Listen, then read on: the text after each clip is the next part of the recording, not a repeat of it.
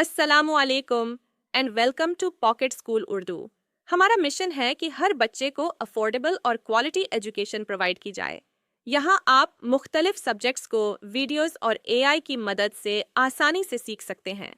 तो आएं, मिलकर आगे बढ़ें और नई चीज़ों को एक्सप्लोर करें। आज हम बात करेंगे एक बहुत ही इंटरेस्टिंग टॉपिक के बारे में, मेटल्स और उनका ऑक्सीजन के साथ रिएक्शन। ये मेटल्स ऑक्सीजन के साथ कैसे रिएक्ट करते हैं? तो चलिए शुरू करते हैं। अब बात करते हैं कि मेटल्स ऑक्सीजन के साथ कैसे रिएक्ट करते हैं। जब मेटल्स को हीट किया जाता है तो वो ऑक्सीजन के साथ रिएक्ट करते हैं। लेकिन कुछ मेटल्स ऐसे भी हैं जो बगैर हीट किए भी ऑक्सीजन के साथ फौरन रिएक्ट कर जाते हैं। जैसे मैग्नीशियम आयरन से ज़्यादा रिएक्टिव है क्योंकि मैग्नीशियम जल्दी रिएक्ट करता है जबकि आयरन आहिस्ता। इस प्रोसेस को ऑक्सीडेशन कहते हैं। ऑक्सीडेशन का मतलब है कि मेटल ऑक्सीजन के साथ मिलकर एक न्यू सब्सटेंस बनाता है जिसे मेटल ऑक्साइड कहते हैं।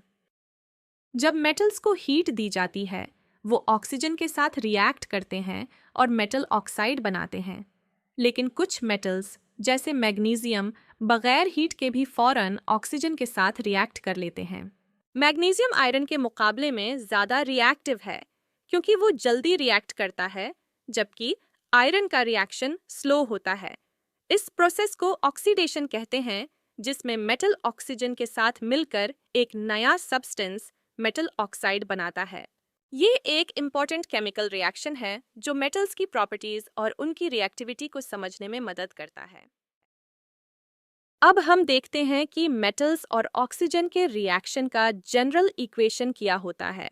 ये इक्वेशन कुछ यूं होती है: metal plus oxygen, metal oxide. यानी जब कोई मेटल ऑक्सीजन के साथ मिलता है तो वो मेटल ऑक्साइड बनाता है। लेकिन सब मेटल्स ऐसे नहीं होते जो ऑक्सीजन के साथ रिएक्ट करें।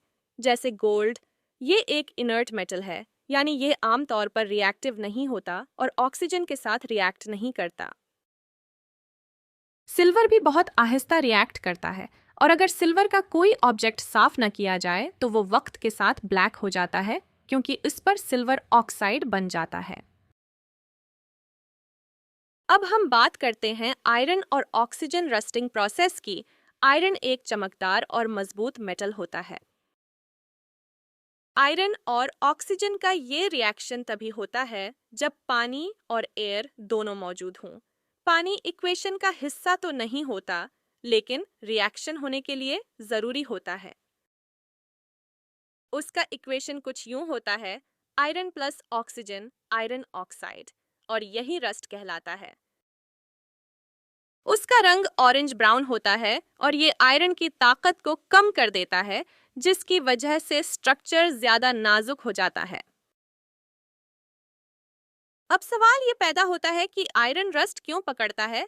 उसको समझने के लिए एक एक्सपेरिमेंट किया गया जिसमें 4 टेस्ट ट्यूब्स इस्तेमाल की गईं। टेस्ट ट्यूब 1 में सिर्फ एक नया आयरन नेल रखा गया और उसे एयर में खुला छोड़ दिया गया। टेस्ट ट्यूब 2 में पानी था और नेल आधा पानी में डूबा हुआ था, यानी इस ट्यूब में एयर और पानी दोनों मौजूद थे। टेस्ट ट्यूब 3 में कैल्शियम क्लोराइड रखा गया जो एयर में मौजूद पानी को अब्सॉर्ब कर लेता है, इसलिए ये ट्यूब ड्राई थी और उसे सील्ड किया गया था ताकि एयर अंदर ना जा सके। टेस्ट ट्यूब 4 में पानी को बॉयल करके ज़्यादा से ज़्यादा डिसॉल्व्ड गैसेस निकाल दी गईं और फिर इस पानी पर ऑयल की एक लेयर डाल दी गई ताकि एयर पानी में दाखिल ना हो सके और ट्यूब को सील्ड कर दिया गया। इन टेस्ट ट्यूब्स से हमें पता चलता है कि आयरन को रस्ट करने के लिए एयर और पानी दोनों की ज़रूरत होती है। अब सवाल ये पैदा होता है कि आयरन को रस्ट होने से कैसे बचाया जा सकता है। आयरन को प्रोटेक्ट करने के कई तरीके हैं ताकि वो जंग न पकड़े।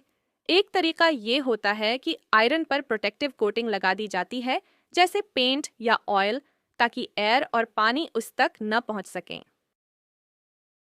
दूसरा तरीका गैल्वेनाइजिंग कहलाता है, जिसमें आयरन को जिंक की लेयर से कवर किया जाता है ताकि जिंक पहले रिएक्ट करे और आयरन महफूज रहे।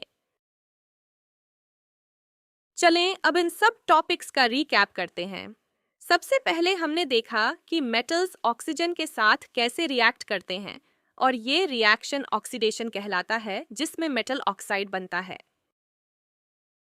हमने ये भी सीखा कि गोल्ड जैसे मेटल्स इनर्ट होते हैं और ऑक्सीजन के साथ रिएक्ट नहीं करते, जबकि सिल्वर आहिस्ता आहिस्ता रिएक्ट करता है और ब्लैक हो जाता है क्योंकि सिल्वर ऑक्साइड बनता है। फिर हमने आयरन और ऑक्सीजन के रिएक्शन को देखा जिससे रस्ट बनती है, और ये तभी होता है जब एयर और पानी दोनों मौजूद हों।